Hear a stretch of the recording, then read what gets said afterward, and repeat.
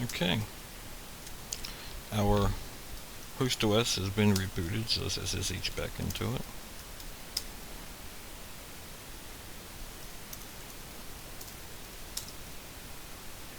Okay, and let's continue. So first we left off on section 2.2. We need to create a new partition. Now, that's where, and that's why I created an fdisk, a partition in the previous tutorial.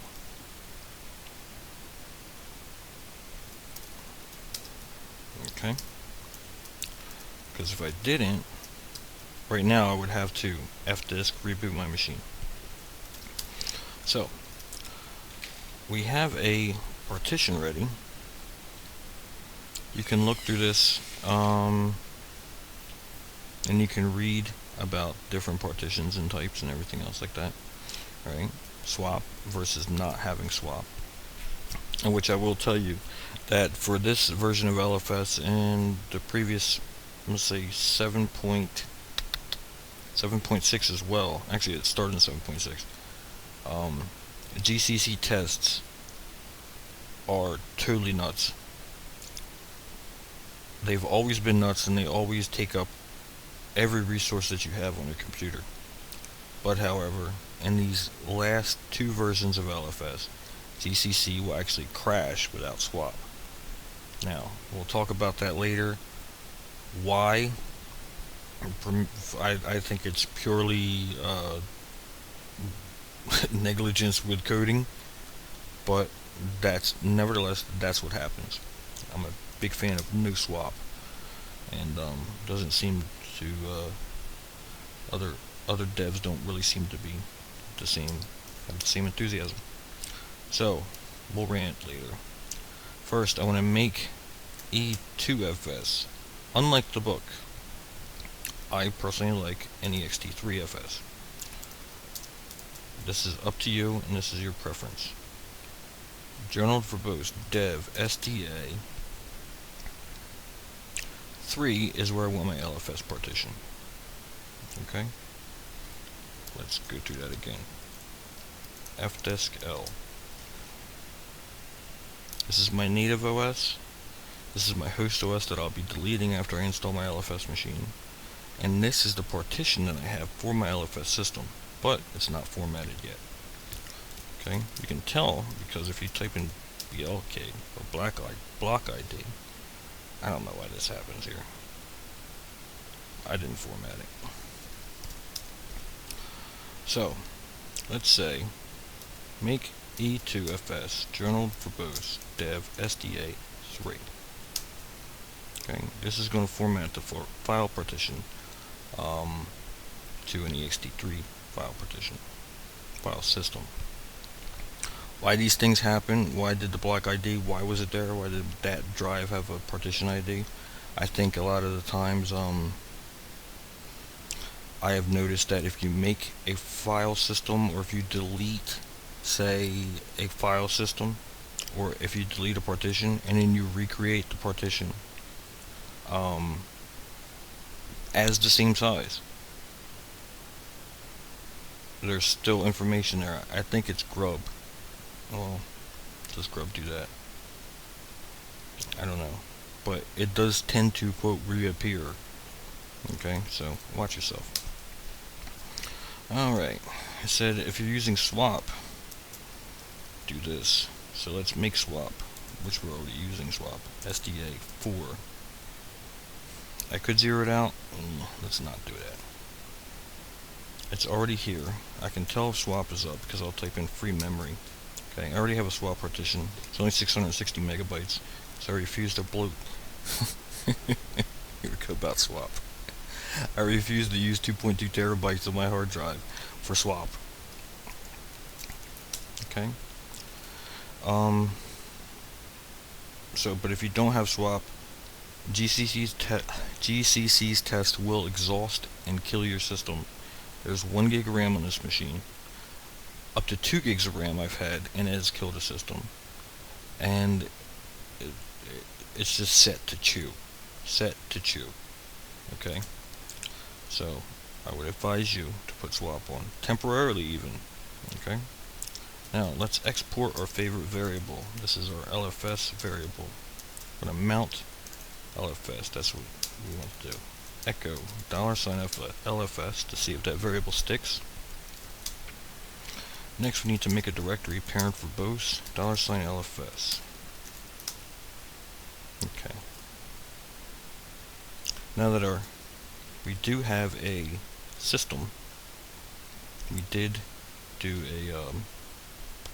format our system, or a drive anyway. Now we can mount it. Type ext3 dev sda3 to $LFS.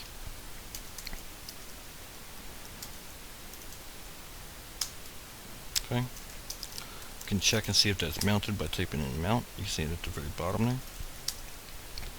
There's other types of mounting schemes. I'm not going into them.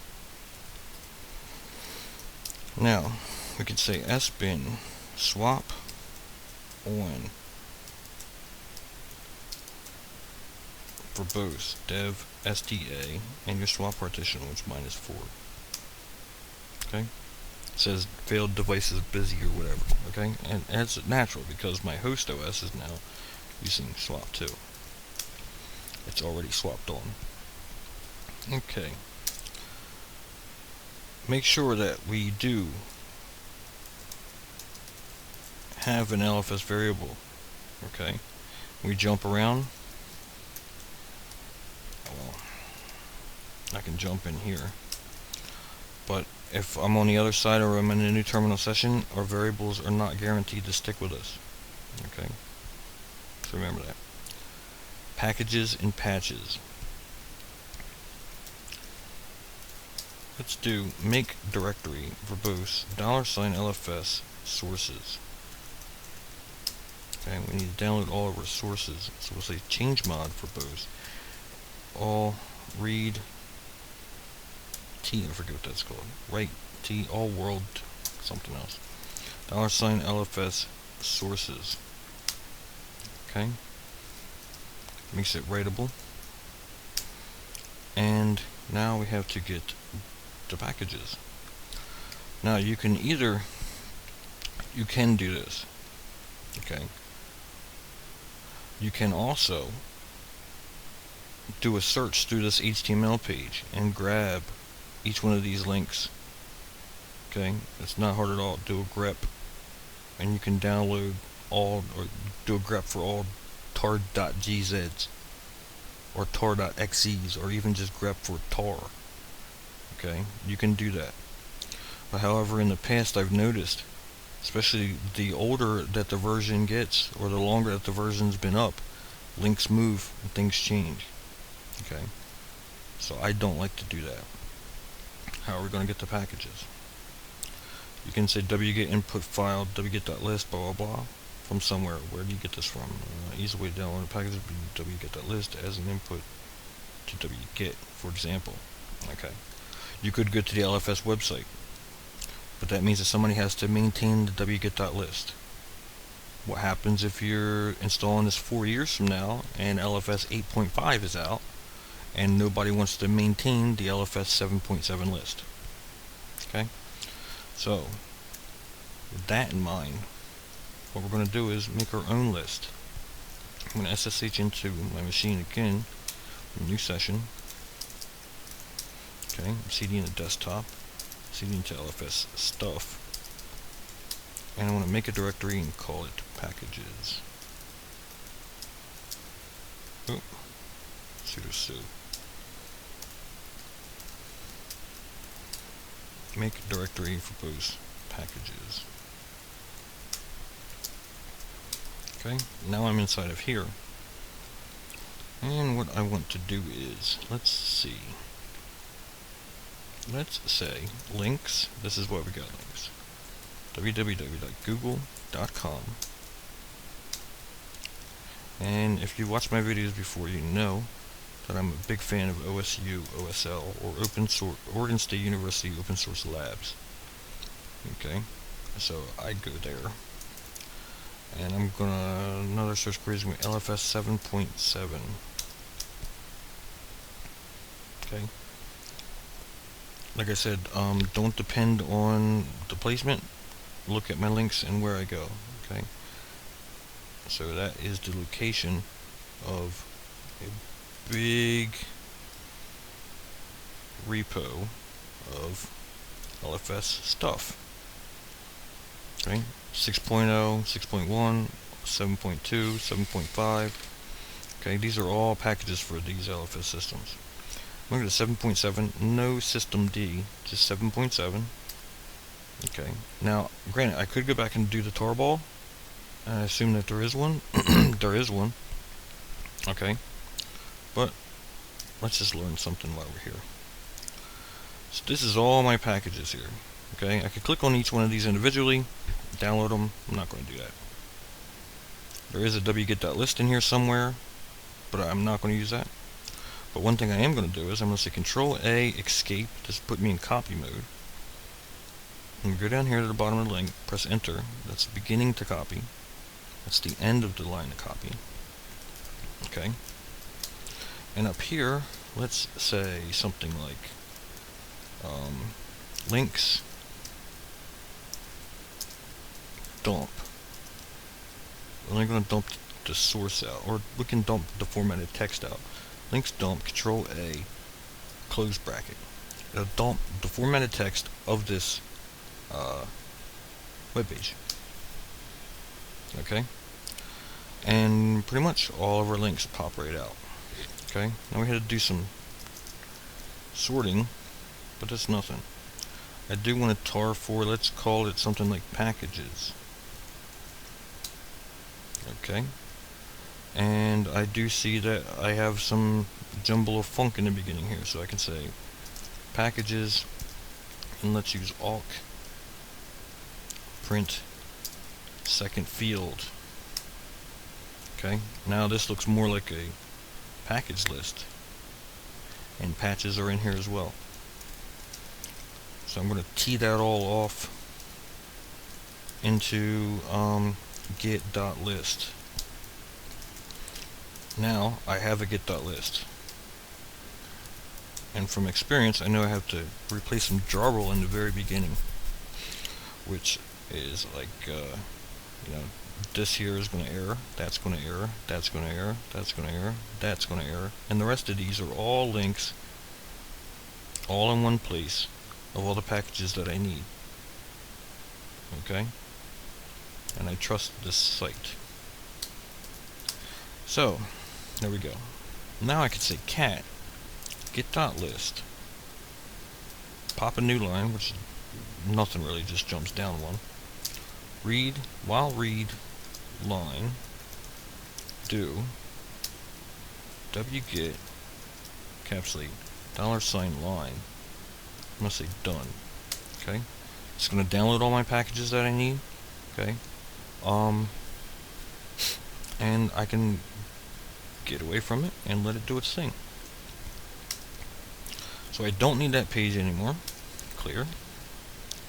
All the packages are going to download, and I can skip along all patches, needed patches, introduction, creating the LFS tools directory. So let's see, make directory for both $LFS tools. Link symbolic for both $LFS tools to root. We had time to check, huh? But always good to check. Okay. I have to add my LFS user. First I have to say group add LFS. I need to say user add with bin bash capabilities groups LFS. Make k dev null. The user's name is LFS. Don't put a lot of energy into it, thinking about it, because it's only a temporary user that will get deleted later on. Give my new user a password. Oops.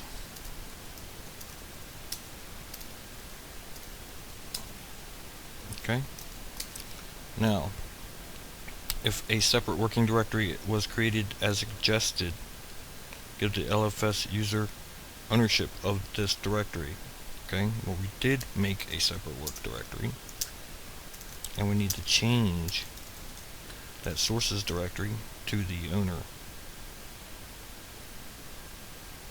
or new owner, and also our tools directory. Okay, see how many, where our packages are. Almost there. Now let's log in as our new user. If I say echo $LFS, nothing's there. Let's see.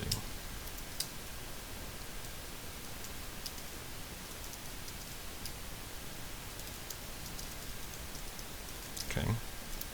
Su LFS. Say cat into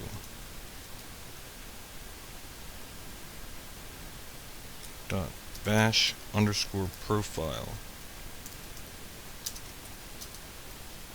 EOF. Need to cat execution environment dash I home equals $home term equals $term. PS1 prompt will be escape out U stop W stop $space pop out bin bash end of file. Okay. We also need to make a bash RC file, so we'll cat into home / dot bash RC EOF. Set up our end of file terminators. So when we're catting into something and when it sees EOF, it's going to stop. Plus H umask 22 LFS equals mount LFS. See, there's our hard-coded variable right there. LC underscore all equals POSIX. I keep wanting to say POSIX-stan. LFS target equals $encapsulate. I said encapsulate. Oh, to encapsulate. Okay. LFS underscore target equals $encapsulate uname dash M pop out LFS dash Linux dash GNU. Path is going to equal tools bin stop. I call the colon stop. Bin stop user bin. Okay. Export LFS LC underscore all LFS underscore target path and end of file. Oh god. End of file. Okay. The LFS variable should be set to a chosen mount point. Let's see. Echo $LFS.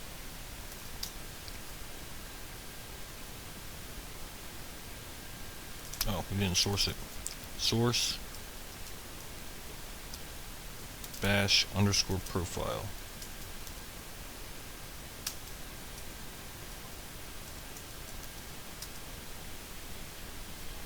Okay. So let's see. Look again. We need to source our profile, and our variable, our LFS variable, is it's hard coded in our bash RC file. Okay, so there we go. Now don't forget, we have packages. Yes, we do. And I need to move these packages. I'm going to say copy r verbose all to mount LFS sources.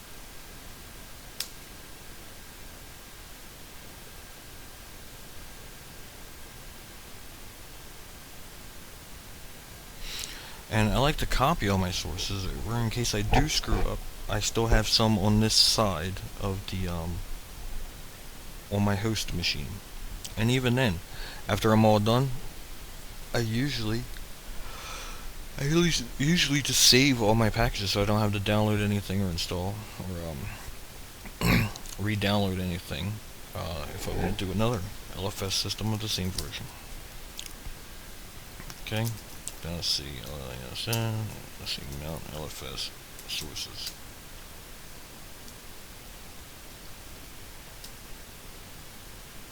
Okay.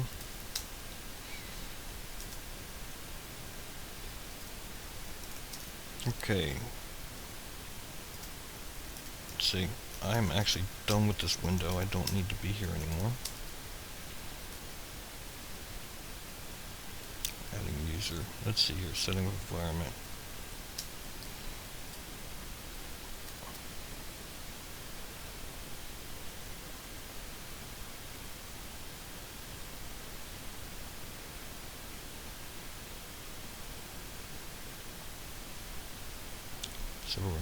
Okay. Ownership of this directory. Okay. Just want to make sure I did everything the way I was supposed to. Okay. And we're ready to go. When we come back, we'll be in Binutils past pass 1, section 2.25. So I'll see you guys then.